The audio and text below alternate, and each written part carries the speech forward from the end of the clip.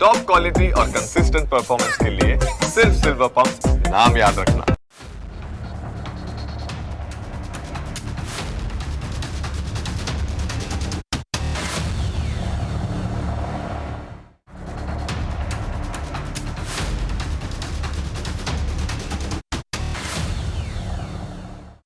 ઈરાનના યુદ્ધમાં અત્યારે બે આત્મઘાતી ડ્રોનની ખૂબ ચર્ચાઓ થઈ રહી છે.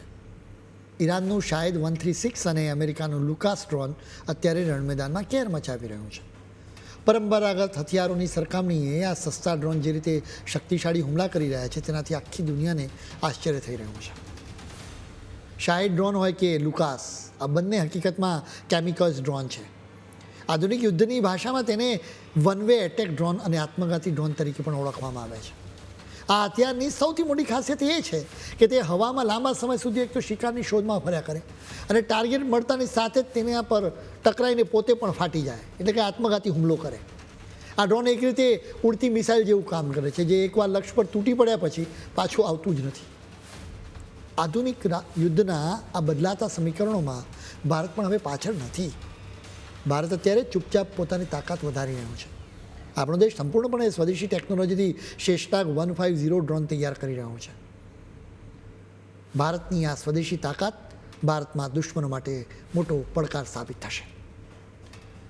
ભારતનું શેષનાગ 150 લાંબા અંતર સુધી પ્રહાર કરી શકતું અત્યંત ઘાતક સ્વામ એટેક ડ્રોન છે. આ એક એવી આધુનિક ટેકનોલોજી છે જેમાં મધમાખીઓના ઝુંડની જેમ સેંકડો ડ્રોન્સ એકસાથે દુશ્મન પર તૂટી પડે, ટાર્ગેટને પળવારમાં જ ખલાસ કરી નાખે છે. બેંગ્લુરુના defence startup New Space Research Technologies દ્વારા તૈયાર કરવામાં આવેલું આ ડ્રોન હવે પરીક્ષણના અંતિમ તબક્કામાં છે. શેષનાગ 150ની પ્રથમ ઉડાન 1 વર્ષ પહેલાં જ સફળતાપૂર્વક પાર પડી હતી. બરાબર એ જ સમયે ભારતે પાકિસ્તાન સામે ઓપરેશન સિંદૂર શરૂ કર્યું હતું. આ ઓપરેશન દરમિયાન ન્યૂ સ્પેસ રિસર્ચ ટેકનોલોજીસ દ્વારા બનાવવામાં આવેલા બીજા અનેક ડ્રોન્સે પોતાની તાકાત બતાવી હતી. એટલે જ હવે શેષનાગ 150 પાસે પણ સૈન્ય નિષ્ણાતોને ખૂબ આશા છે. બીજા કેમિકલ્સ ડ્રોન્સની જેમ જ ભારતનું શેષનાગ 150 પણ ખૂબ જ ખાસ છે. પરંપરાગત મિસાઇલ્સ એક ચોક્કસ રસ્તે જ ચાલે, પણ આ ડ્રોન હવામાં શિકારીની જેમ ગોળ ગોળ ફરતું રહે, દુશ્મનને શોધે અને પછી પળવારમાં તેના પર તૂટી પડે, સર્વનાશ કરી શકે. આ ટેકનોલોજીને કારણે સરહદ પાર હુમલા કરવા માટે હવે પાયલટ કે જમીની સૈનિકોના જીવ જોખમમાં મૂકવાની સહેજ પણ જરૂર રહેતી નથી. પશ્ચિમ એશિયાના યુદ્ધોએ દુનિયાને એક નવું ગણિત શીખવ્યું. એક તરફ ઈરાન તરફી સંગઠનો હજારો સસ્તા ડ્રોન વાપરે છે. આ સસ્તા ડ્રોનને તોડી પાડવા માટે દુશ્મનોએ કરોડો રૂપિયાની મોંઘી એર ડિફેન્સ મિસાઇલો વાપરવી પડતી હોય છે. આ આર્થિક બોજો મોટા મોટા સમૃદ્ધ દેશોની સેનાની તિજોરી પણ ખાલી કરી રહ્યા છે. શેષનાગ ડ્રોનની રેન્જ અને ક્ષમતા ખરેખર આશ્ચર્યજનક છે.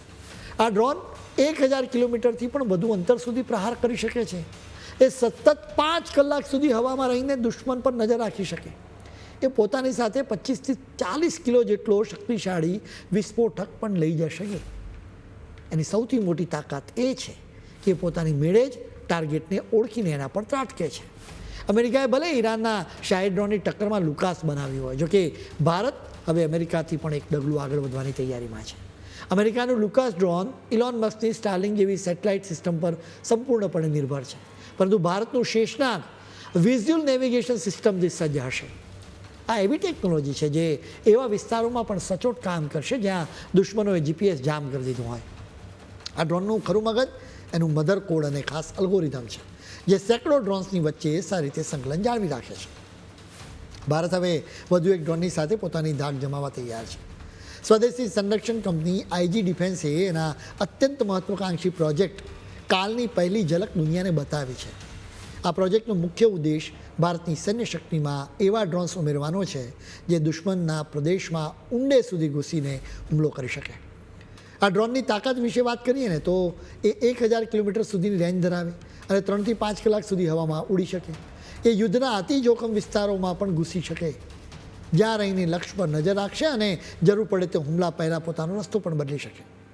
આ ડ્રોન ભારે વિસ્ફોટકો પણ સાથે લઈ જવા માટે સક્ષમ છે, જેનો ઉપયોગ દુશ્મનના લશ્કરી મથકો, રડાર સ્ટેશનો અને સપ્લાય ચેનને તોડી પાડવા માટે કરવામાં આવશે.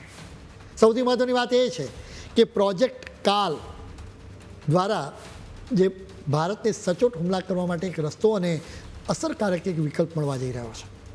આ ટેકનોલોજીથી દુશ્મન સામેના જોખમી ઓપરેશન્સમાં ભારતીય સૈનિકો કે પાયલટોએ જીવ જોખમમાં મૂકવું નહીં પડે. ભારતની આ સ્વદેશી તાકાત હવે યુદ્ધ મેદાનમાં ગેમ ચેન્જર સાબિત થવા જઈ રહી છે. શેષનાગ અને પ્રોજેક્ટ કાલ ભારતના દુશ્મનો માટે કાળ બનીને રહેશે. સૌથી સારી વાત એ છે કે ભારતીય સેના બદલાતી સ્થિતિ અને સંજોગો મુજબ પોતાનામાં જ બદલાવ લાવી રહી છે, જેથી દુશ્મનોને પૂરેપૂરી તાકાતથી કચડી શકાય.